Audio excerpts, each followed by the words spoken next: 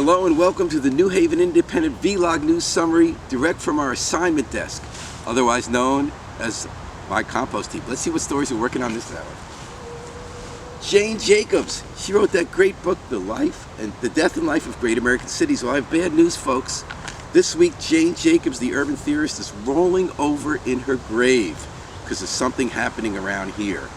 One of her great insights last century was that what makes a community is sidewalks. That's where we meet each other, our friends, strangers, acquaintances, and we work it out as a community. It's the building block of a democratic society. Well, in Hamden, people are fighting the idea of bringing sidewalks to portions of southern Hamden. Some people say they don't want people walking by their house.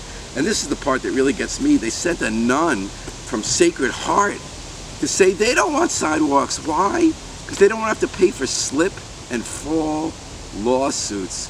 What's this world coming to? But oh ye of little faith, we can believe. Hamden is not going to eliminate the last bastion of civil society. I think we will in the end see sidewalks in southern Hamden. Oh, here's a memorial candle. We should light this for Maggie and Buttons, two kitties who died of a respiratory disease they got while in the New Haven Animal Shelter. Well, in their memory, the New Haven police did an investigation and they found ways that that shelter could run better. And one thing that was interesting to me was it had to do with paperwork filing. The state agriculture department, which sets the rules, says that if an animal comes in alive, dies at the animal shelter, but isn't euthanized, it's supposed to be marked dead on arrival. So Maggie and Buttons, I guess, were dead on arrival, even though they were breathing when they came. Here's a nice book, Neda and Her Plant. I read this to my grandson. It's a kid's book. Now, when he starts to read himself this book, we're going to suggest that he sound out the words, because the last few decades of brain science say that that's how you learn how to read, almost everybody. We're not going to say, look at the picture and guess what the word is. We're not going to say, look at the word but don't sound it out, guess what it looks like. Because what they found out is, despite what we used to think, that makes it harder to read. You're learning not to read when you do that. Well, the whole state of Connecticut, the whole country, has now changed to teaching with a heavy reliance on sounding out and not using those methods. New Haven still uses those old methods. We're still teaching people not to read. There's a hearing this week at City Hall in which school officials said they might be tiptoeing toward teaching the way the rest of the world is now, but you couldn't really tell. We still need to have a little faith that we will start to teach kids to read in New Haven public schools rather than consign them with a one-way ticket to the prison industrial complex. Oh, here's an old flip phone. I haven't seen these in a while. A good thing I need to make a call. 911. Hello, I'd like to report an emergency.